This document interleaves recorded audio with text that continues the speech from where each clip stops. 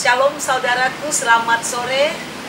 Hari ini jumpa dengan saya Pendeta Deborah Dumasisyani Partambunan dalam acara Renungan Senja, di mana kita hari ini akan membahas khotbah dari Pastor Dika Permana yang disampaikan pada hari Minggu tanggal 18 April 2021 yang berjudul selfish atau kontra dengan selfless.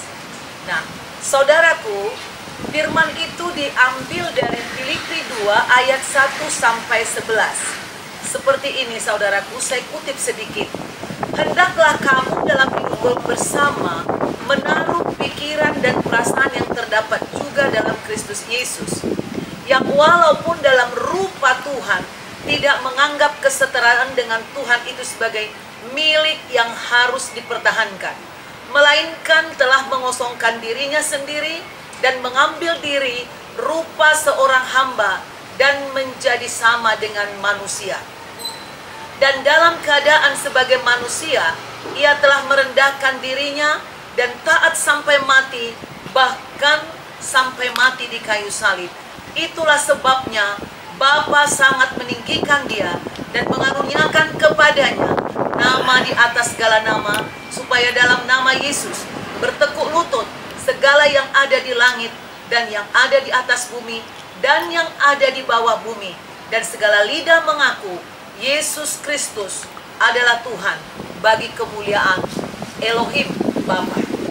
Saudaraku, kemarin Pastor Dika memberikan satu gambaran perumpamaan, di mana katanya beberapa waktu yang lalu Dika bersama istrinya pergi ke Bali. Dia memiliki akuarium di mana di situ ada ikan banyak, dan bepergian 8 hari dan lupa memesankan kepada orang di rumah supaya dikasih makan. Ketika Pastor Dika Permana pulang, ternyata didapati bahwa ikan-ikan itu masih hidup semua. Dia heran. Tetapi lumut sudah banyak tumbuh. Nah, yang menjadi perhatian kita, lumut tumbuh dan ikan bisa mati, saudaraku. Ikannya tidak mati karena ada yang ngasih makan.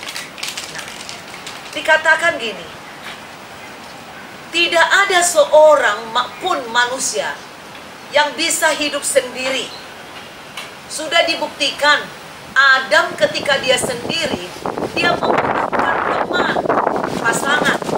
Tuhan sudah menyodorkan berbagai binatang untuk lewat di depannya, tetapi tidak ada satupun dari binatang itu yang cocok, yang pantas untuk menjadi pasangan Adam. Itu sebabnya Hawa diciptakan untuk menjadi pendamping dan penolongnya. Itu membuktikan manusia tidak bisa hidup sendiri. Kita membutuhkan sesama kita dalam hidup bersama. Mungkin uang kita banyak, tapi ingat saudara, untuk kita punya mobil, untuk pabrik mobil, ada orang yang bekerja untuk menciptakan mobil. Bahkan mungkin hanya kita berjalan kaki, ada orang yang membuat jalan ini sehingga kita bisa berjalan. Jemaat di Filipi waktu itu mengalami ancaman perpecahan, perkelahian di dalam persekutuan mereka sebagai orang percaya. Seringkali ancaman perpecahan ini akibat dari orang merasa hanya dirinya yang perlu dihormati, dianggap pintar, dianggap hebat, dianggap cakap, dianggap mampu. Bahkan ada orang, gak sedikit orang yang mengatakan begini, wah kalau gak ada saya mana mungkin jalan itu. Seringkali tanpa saya kegiatan apapun di gereja itu, di rumah itu gak akan jalan. Ya, saudara harus tahu, jika saudara menjadi orang percaya, berarti Tuhan adalah pusat penyembahan kita, pusat dari segala kepentingan kita. Orang yang mengutamakan Tuhan, yang menganggap Tuhan pusat dari hidupannya, berarti dia meneladani apa yang dilakukan Yesus. Yesus rela berkorban, memberi, tidak pernah menuntut, mengasihi tanpa ada pembedaan. Dia betul-betul mengasihi orang berdosa, orang benar, raja-raja, orang miskin. Yesus lebih memilih mengasihi ketimbang dikasihi. Nah, berarti inilah teladan hidup kita yang seharusnya kita lakukan supaya ada keutuhan di dalam rumah tangga kita, ada keutuhan di dalam gereja kita atau organisasi maupun pekerjaan yang sedang kita jalani.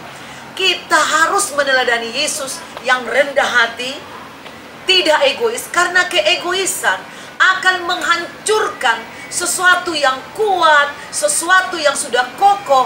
Asal timbul keegoisan, maka timbullah perkelahian. Saudaraku, keegoisan tidak akan pernah bisa membangun. Kalau sudah ada egois, akan datang dosa-dosa dan kerugian-kerugian yang akan menghancurkan hidup kita, organisasi kita, rumah tangga kita.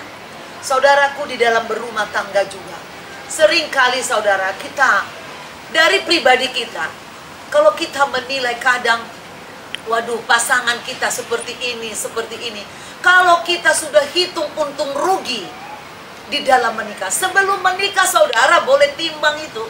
Sesudah menikah, saudara harus tutup mata, nggak boleh lagi hitung untung rugi.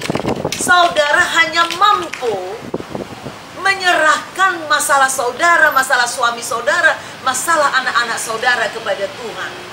Berdoa kepada Tuhan, perbaiki sebisa mungkin. Kita tidak boleh egois. Begitu kita berpikir, suamiku merugikan, suamiku terlalu banyak cincong, suamiku terlalu keras, suamiku terlalu ini. Semua selalu menyalahkan orang lain atau pasangan kita. Kita akhirnya, iblis berhasil membujuk hati kita untuk melakukan, untuk apa bersuami. Dan iblis akan memberikan suatu kekuatan kepada kita untuk mengatakan, lebih baik sendiri, lebih baik cerai. Inilah keegoisan, mementingkan kepentingan diri sendiri. Saudaraku, untuk saudara bisa berbuat baik, untuk saudara bisa kuat menanggung segala sesuatu, itu semua karena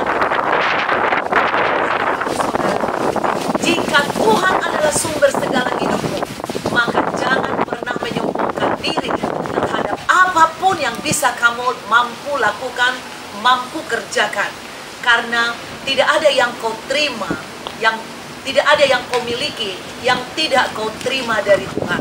Oleh karena itu jangan lupa, seperti tadi akuarium itu saudara.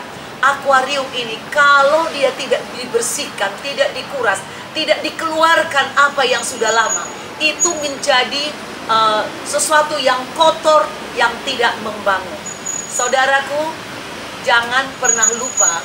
Jadi saudaraku, akuarium yang tidak dikuras aja bisa membuat ikan-ikan di dalamnya menjadi mati. Demikian juga orang yang tidak rela menguras dirinya, mengeluarkan segala sesuatu yang di dalam dirinya, dia tidak akan menerima air yang baru, air yang bersih, air yang lebih fresh, yang memberikan kehidupan.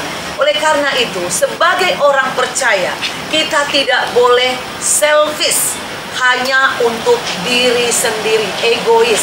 Tetapi kita harus selfless. Kita harus mau menguras, kita harus mau mengurangi, kita harus mau memberi tenaga kita, ilmu kita, makanan kita, apa yang kita miliki untuk orang lain, supaya Tuhan berikan hal-hal yang baru yang menjadi berkat untuk kita.